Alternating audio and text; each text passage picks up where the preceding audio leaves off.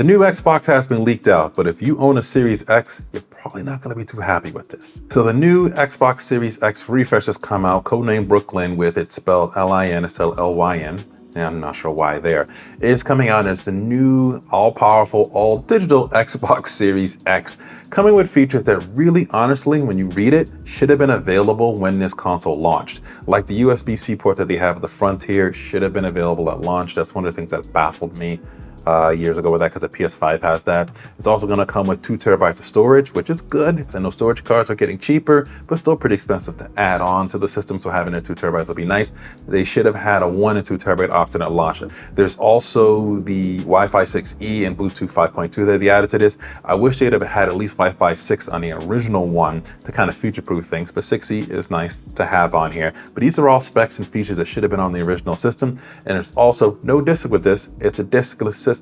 That's why it's called all digital, which once again, if you are launching in a system like this in the Series X and the price you're going to charge for this, there should be a disc and discless option available with it. Should give us both there. And they're going to be launching this at $500.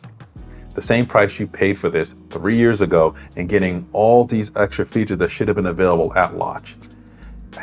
I don't know about that.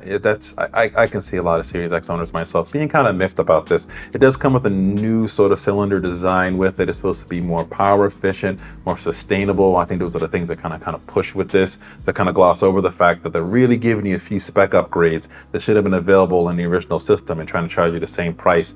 And it's kind of stiffing over us Series X owners. At least that's sort of the way I feel. But they did announce some other new things that are pretty cool. One of them being that there's going to be a new controller, which seems to be the main feature with that is the extra haptic feedback that it's going to have with it. It's going to have improved direct to cloud functionality with it. So it's going to be able to get to Xbox Game Pass a lot faster and work a lot better than it's had previously.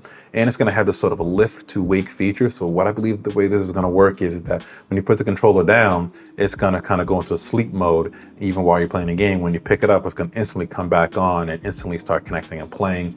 That could be really useful to save battery life, something the PS5 controller with DualSense could really actually use. Another key feature they're seeing to add to the controller is it's going to be rechargeable and swappable battery that they're going to come with this, which is something that a lot of Xbox users have asked for a while, getting away from the AA batteries and having something rechargeable that's built in that you can remove easily. I think will be actually a pretty nice welcome feature for Xbox controller fans. I mean, I get console refreshes and all, but this one kind of, I think, kicks a little bit harder than it should for current owners out there. Let me know how you feel about this, especially if you own a Series X.